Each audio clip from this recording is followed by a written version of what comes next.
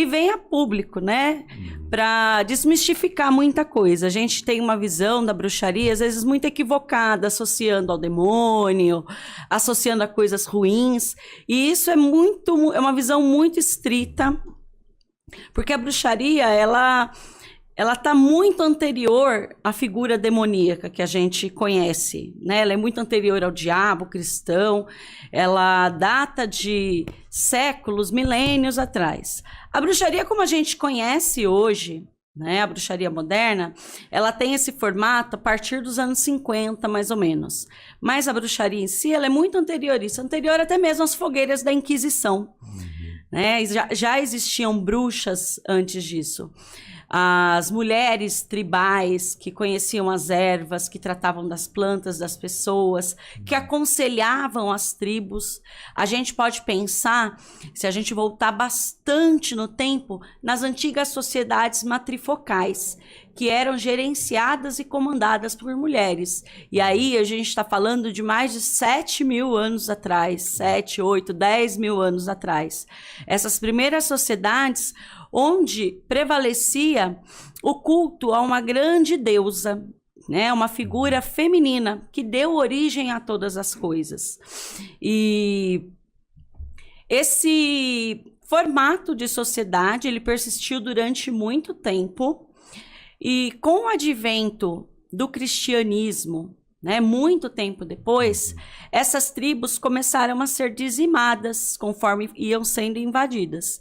Antes do cristianismo mesmo, quando a gente pensa na civilização grega, na civilização romana, que chegam com seus deuses masculinos, a gente tem uma coisa que acontece assim, de desmembrar essa deusa primordial, né, em deusas. E de uma hora para outra elas começam a se casar com esses deuses. Eu vou dar um exemplo para você. Eu acho que todos já ouviram falar da deusa Hera, né? Do Olimpo, os grandes deuses gregos. A deusa Hera já era uma deusa cultuada no território onde foi invadido pelos povos gregos. E aí, para aquela deusa não ser tão poderosa, o que a cultura grega faz? Vamos casar ela com alguém, casa ela com os Zeus, né? Um patife. Um patife de primeira marca. Que, além de tudo, trai a Hera, tem casos e tal. E essa deusa perde poderes. E isso se repete em muitas outras culturas, na cultura sumeriana, na cultura babilônica, e isso vai se dando até que essa deusa se torna apagada com o advento do cristianismo.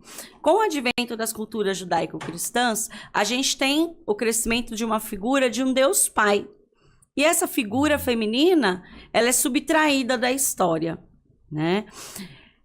É desse lugar, né, desse feminino primordial que surgem as bruxas, que surge a bruxaria, que surge a magia, né? Porque a gente está falando de povos que estavam em contato com a natureza, estavam em contato com os ciclos lunares, solares, com o mundo que estava a seu redor, e que foi precisando se adequar a um contexto de civilização, de urbanidade, e foi se desconectando aos poucos dessa natureza, que era o quê? A própria deusa manifesta, né? Então, essa deusa se afasta e entram as figuras do masculino, as figuras patriarcais, né? Que a gente chama que a gente fala hoje do patriarcado, né?